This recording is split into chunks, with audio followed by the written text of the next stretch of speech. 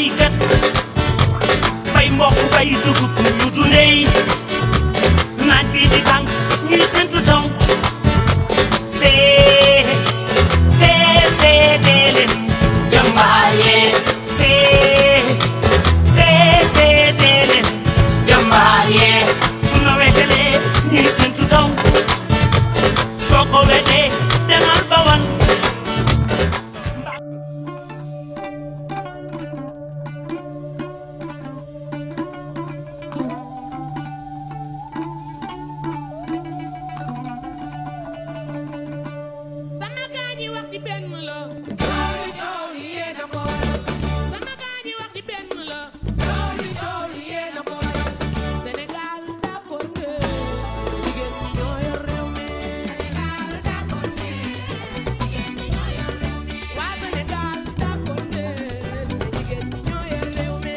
tey ji àllarba yemook juróom-ñeenti fan ci weeru décembre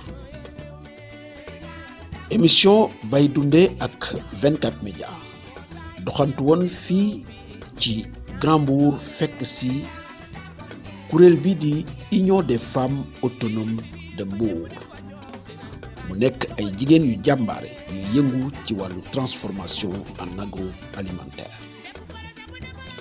ki leen jiite di Abet Diatta ñu seq ak moom waxtaan bu yaatu ci lépp loo xamante ni ñu ngi koy liggéey fii ci seen makkaan fii ci Grand Mbour. asalaamaaleykum wa rahmatullah waa Mbour wa asalaamaaleykum waa Sénégal man maa ngi tudd Abet Diatta nekk présidente Union des femmes autonomes de Mbour ñuy ay transformatrices en agroalimentaire maanaam lépp loo xam ne dafa sax ci suñu dëkk muy fruits et légumes muy céréales dañ koy soppali donc loolu mooy groupe bi toog fii nag la ñu nekk ci Mbour Grand Mbour derrière boulangerie Le Kajoor côté yooyu la ñu nekk boo ñëwee ba boulangerie Le Kajoor nga dugg ci biir koñ bi terrain kaani gi nous sommes juste à l'angle fa la suñu unité de production nekk donc ñu nekk ay jigéen yoo xam ne liggéey ci wàll soppali rek mooy suñu liggéey donc depuis 2011 ñu ànd ak groupe bi toog muy groupe 15 personnes yoo xam ne ay présidente groupement lañu ñoom tamit donc daanaka femme autonome c'est une fédération donc fukki présidente ak juróom yooyu yëpp ku ci nekk da nga am ginnaaw ànd ak ñoom ñëw fii ñuy liggéey mais 15 yi ñooy membre fondatrices yi fii ci Mbour kon bokk loolu mooy suñu présentation fii ci Mbour fii ci région de Thiès. femme autonome nag yàlla daf ñoo dimbali dañ doon demander di bind ay demande de formation au niveau de l'ONFP mooy Office national de la formation professionnelle daanaka liñ fa am ci ay formation mat na fukk mbaa mu ëpp ko yàlla di ñu dimbali def nañu céréales locales def nañu fruits et légumes def nañu maraîchage def nañu produits laitiers def nañu cuub def nañu savon def nañu yu bare su ma ko limee ëpp na 10 donc ma ànd ak ñi ñu di ko def mais nag toujours par suñu maigre moyen ndax dañoo dajaloo chaque weer di cotiser suñu ñaar dërëm ak juróomi dërëm ba nga xam ne lépp loo xam ne bëgg nañ ci yëngu rek ñi ñuy jàppale bu ñu ñëwee day daal di yomb wax dëgg yàlla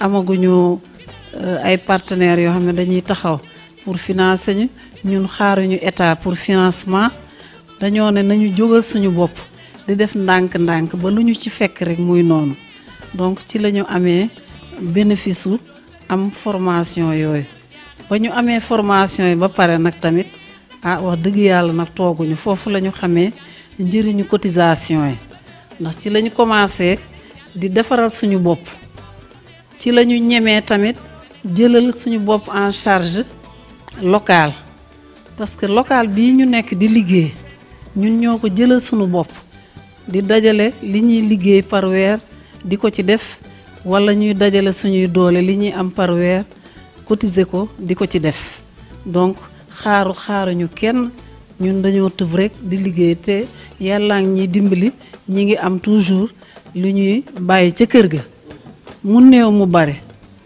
waaye terewul nag ñi ngi xaar yàlla baax na ndax tamit ku toog ci place bu mel nii ñaan nga yàlla yokkute ñaan nga yàlla avancement te ñii ma àndal boobu ba léegi ay gor pire a ngi nii ndax ëppoon nañu lii yàlla di ñu dimbali muy segg di segg ba tey ñu toll nombre bi ñu toll mais nee naa la ku fi toog rek présidente groupement nga yaa nga am mbooloo sa ginnaaw donc da ngay boole sa liggéeyu groupement boole liggéey fédération donc loolu mooy force femme autonome fii ci Mbour lépp loo xam ne fruit la maanaam di tax ci jinjeer orange mangue mandarine goyave lépp loo xam ne fruit la dañ koy transformer lii lépp dafa am Sénégal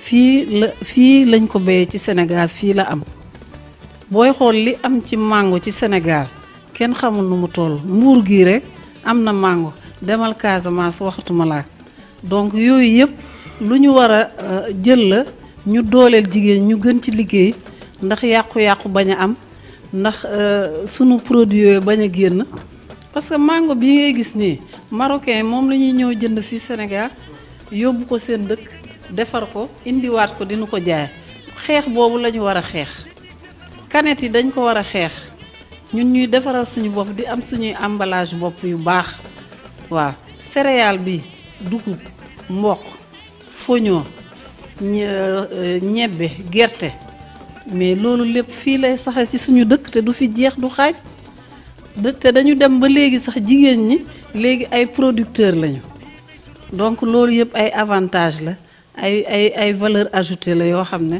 ñun léegi foofu la ñuy toll di jéem a am tool comme góor ñi mën a am suñuy dugub bopp suñuy mboq bopp ba nga xam ne dootoo demati sax di jégaan di jënd ci kenn yow toujours yaa ngi ci sa fief mais nag macha allah céréales yi am Sénégal moom tamit la ñuy transformer waaw ku ne xam na ne sénégalais yi nekk extérieur bu dul woon ñun transformatrice yi dina metti parce que léegi mën nañu jël suñu produit di ko yóbbu muy am ak ñoom ay weeri weer di am ak ñoom ay ati at te loolu yëpp formation moo ñu ko may moo ñu jàngal naka la ñuy téye produit yooyu ba nga xam ne pendant 6 mois pendant 1 an di nga ko mën a denc di ko utiliser donc sénégalais de l'extérieur moom lay dunde xam nañ ci dara bu ñu demee foire ñoom ñoo ñuy song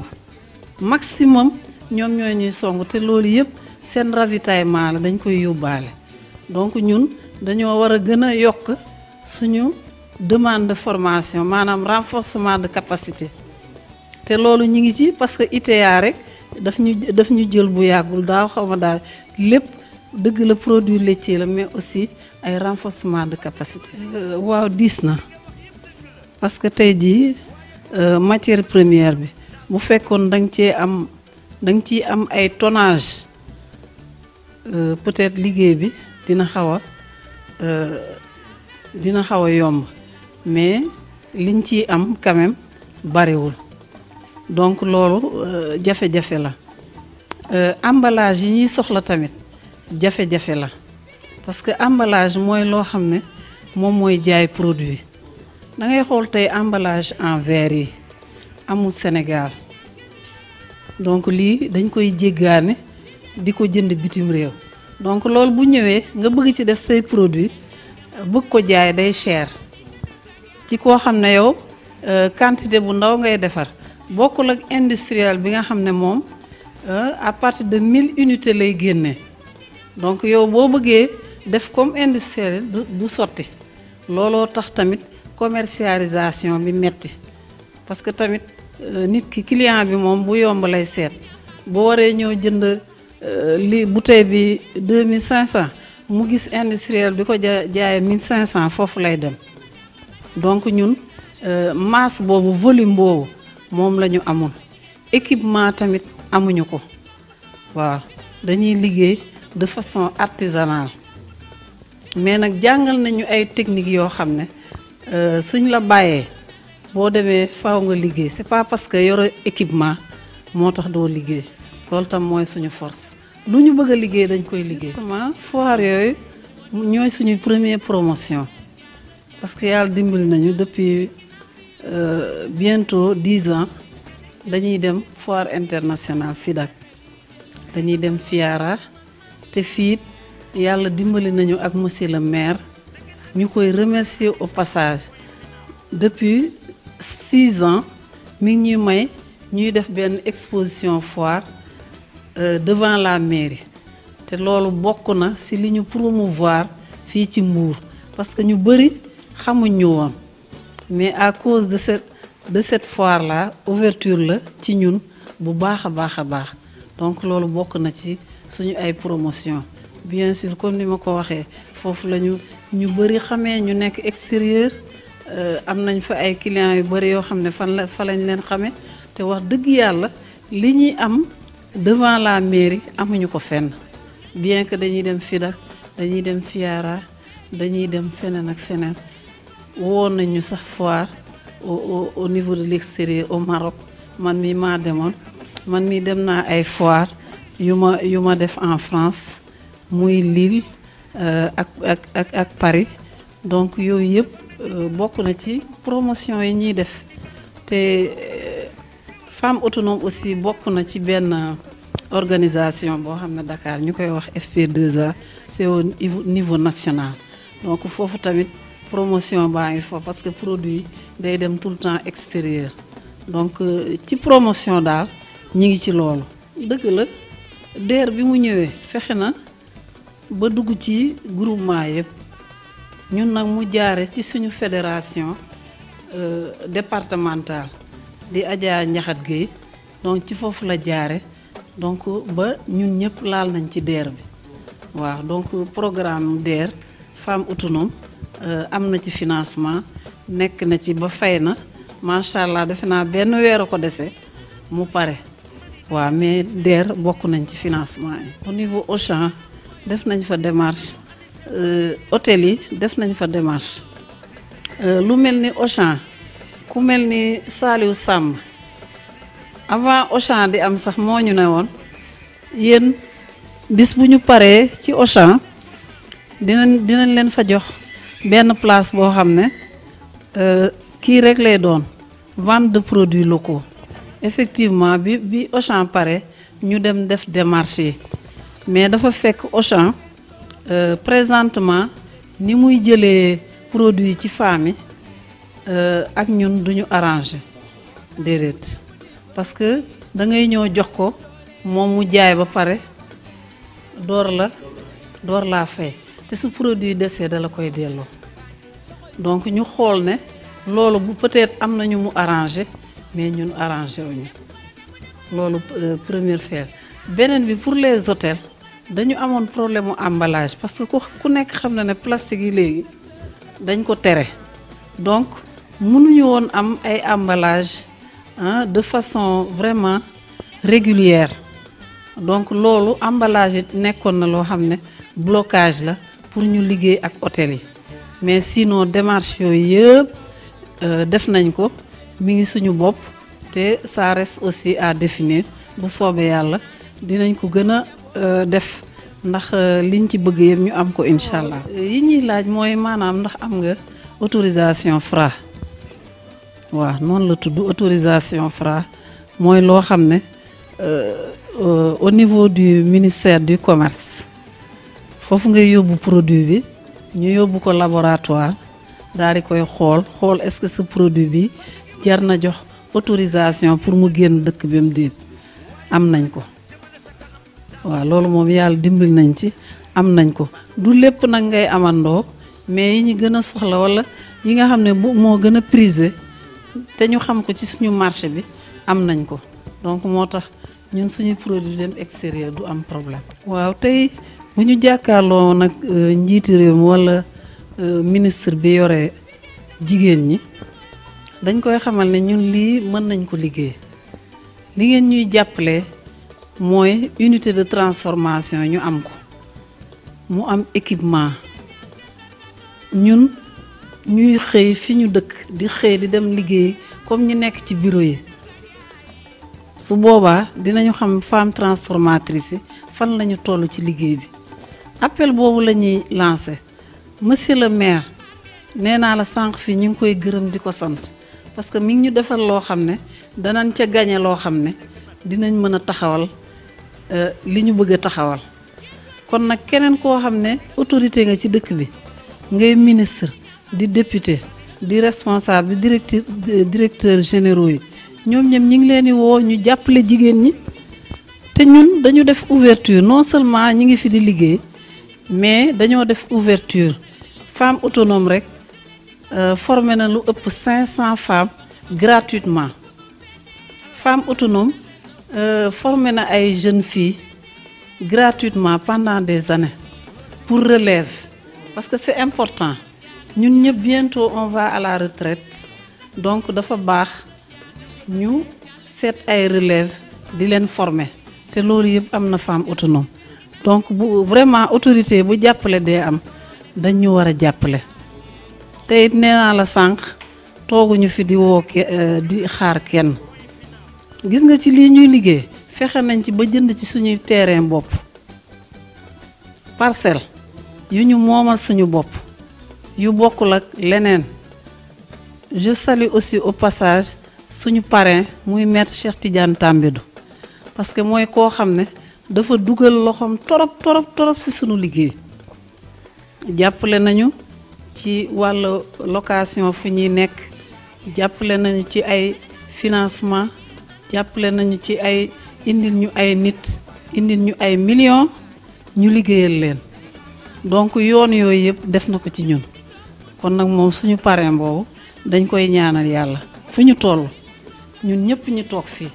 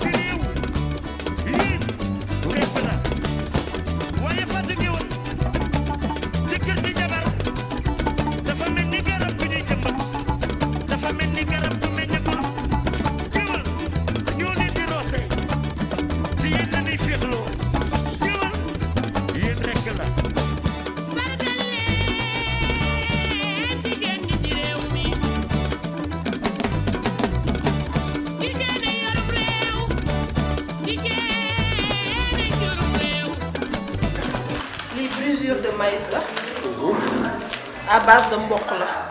mboq lañ ko defee. mboq lañ ko defaree waaw. def na ci sombi pour magee xale yëpp. moo nekk nii lii caakiri la. ñëwaatal ci kaw. caakiri la caakiri. ok. à base de mil et maïs dugub ak mboq la. ok moom lañ ko defaree nii. d'accord. lii sànqal la. moom tam c'est à base de mil dugub. moom lañ ko defaree waaw sànqal. ok. lii nag farine enrichie la. farine enrichie. farine enrichie. baax na ci xale bu xiiboon ak mag ñi. mboq lañ ko defaree ñebbe gerte lépp luy farine daal naturel. d'accord dañ ko ciy def. ok. lii nag conserve de sump la. sump. ok. mu ngi nii ci à base de sump. ok noix de sump lañ togg. te xanaa war naa baax ci ay tension. ak constipation yëpp. yëpp da koy faj. très bien. gerte suukar. ok. comme ni ko xale ak mag yëpp bëggee. waaw gerte suukar kawet waaw. très bien. lii caakiri ceeb la. ceeb. ceeb kese la moom la ñu caakiri nii moom baax. ah riz de la vallée. très bien. moom lañ jël caakiri ko foofu rafet nii. ok. lii confiture de kii bisaab la. ok confiture de bisaab. bisaab moom la ñu togg en confiture pour mburu yeeg xale yi seen ndékki ak seen guddi. dañ koy tartiner quoi. waaw dañ koy tartiner. ok très bien. lii papaye la. ok. confiture de papaye la tamit. ok. lii confiture de mangue la. confiture de mangue. mangue. ok très bien. moom ak ay vitamines am. confiture de pamplemousse. ok pamplemousse. pamplemousse. ok.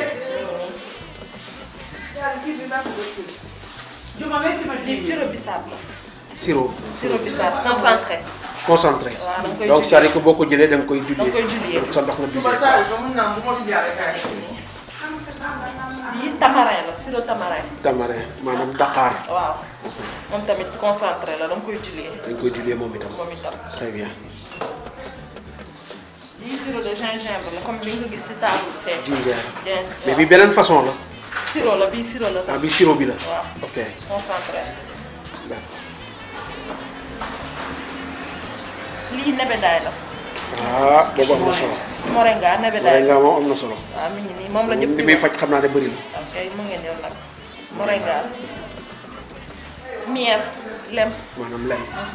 ok mu ngi nii pur lem la nag. ah pur. ok. paani bi.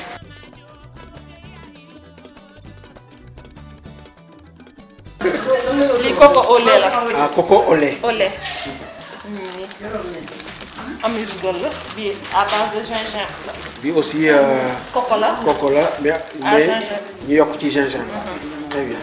coco gingembre la. ñu ngi nuyu ñëpp di sant ñëpp. di balu àq ñëpp ndax kuy coone ci fekk nekk boo fi ñëwee war nga bal ni ñu àq ndax liggéey bi métti na naaj bi tàng na. ba pare sawara bi ñuy liggéey lu xam lañu liggéey tamit ak gaz yi dafay tàng. ñu déglu ñëpp ci tàngaay bi. waaye nag fii njariñ rek moo fi am. ku bëgg tamit dañ lay former. groupe baa ngi nii fii ñëpp mën a liggéey. kenn koo ci jël rek mën a defal sa formation waaw lool. li fi nekk ñëpp benn par kenn. li fi nekk yëpp li nga ko tuddee rek bay dundal ñu ko tuddee. lépp luy ñëw ci suñu réew mi ngi fii. te benn bu nekk mën nañ koo liggéey ba mu am njariñ yoo xamante ni lu am solo. ndax boo gisee sirop yi dafa baax ndax dafay faj ndax lu mel ne bisaab ku ne xam na ne bisaab day faj. lu mel ne buy dafay faj li fi nekk yëpp daal léppay faj moom. te tamit lépp loo ci lekk mën nga bañ a am. tension mën na la bañ a sonal ndaxte xam nga dugub dafa baax. waaw dugub mën nga ci añ mën nga ci reer. mën nga ko lekk saa yoo xëyee mën nga ko lekk. te xam nga loolu tamit mooy indi wér gu yaram. dëgg la léegi boo gisee amatuñu wér gu yaram mooy li nga xam suñu maam fi la ñu bàyyi woon. dañ ko faa bàyyi daal di ut suñu yoonu bopp. suñu yoonu bopp nag mooy li nga xamante ni tubaab yi moom la ñuy indi moom la ñuy dundee ba tax fi mu nekk nii koo gis dafa wéradi. boo gis muy dox rek fi mu nekk nii mu ngi wéradi mi ngi tension mi ngi estomac mi ngi diabète mi ngi yëpp waaye bu fekkoon ne dañ doon def comme suñu maam yi. di lekk laax di lekk cere di ko liggéey sa bopp di ñàkk foo toll yàlla mën naa def jàngoro yu bari nga lay daal du la tax. ci jàngal nañ ko ay xale ba ñu am diplôme d'état. ñu ngi liggéey barki démb rek ay xale ñibbi na fii lañ doon defee seen formation jàng nañ fi liggéey bu bare barki démb lañ jeexal ñu jox leen seen diplôme ba dem nañu ñibbi seen i kër.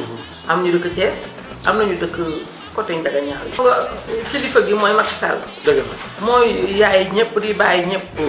moom moo ñu suñu kilifa mooy suñu lépp. moom moo ni bay dundee. moom moo ni nañu bayi.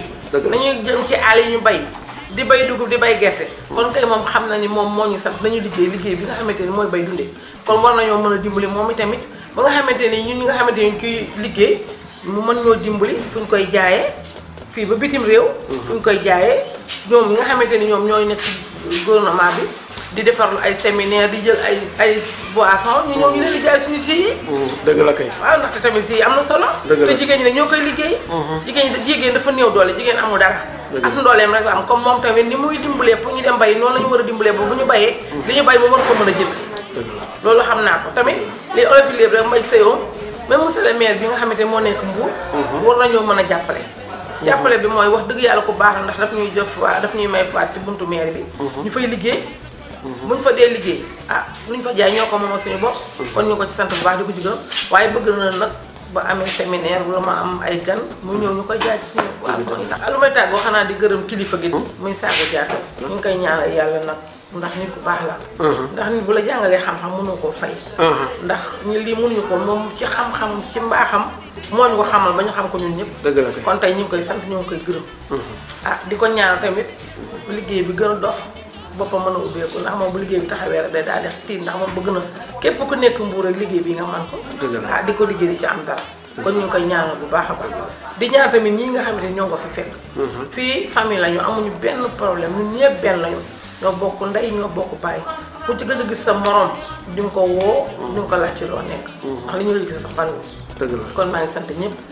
ñu fi nekk ñëpp ndax bu ma limee rek mun naa jum Jaara Saar Juma Ajiba Jaar Yetu Teneng ñoom ñëpp daal maa ngi leen di gërëm di leen ñaanal yàlla di ñaan na borom kër nga xamante ni moom ñu fi teg muy liggéey dafa génn ñu koy ñaan bu baax di ko ñaan mbër nag ak mboolu